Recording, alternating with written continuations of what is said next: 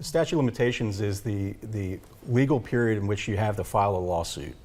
Depends on the type of claim you have, depends on what state you're in and what law governs. And you should consult a lawyer before ever making a determination of how much time you have to sue. In addition to that, there can be a shortened time period that's in the cruise ticket contract, which is commonly about 6 months. So if you have a year to file suit under the law, arguably, the ticket might say, well, despite you having a year under the law, you really only have 6 months. So this is something you need to take heed of right away when you have a potential claim. And now the choice of venue doctrine, or this also typically tucked away in the mice print of the cruise contract.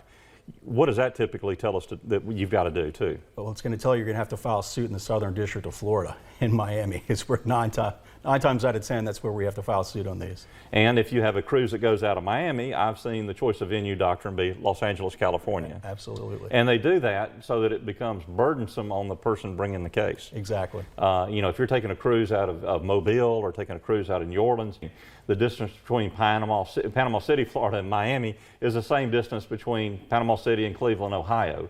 Would you want to go file a case that's worth $5,000, $15,000, $25,000 in Cleveland, Ohio?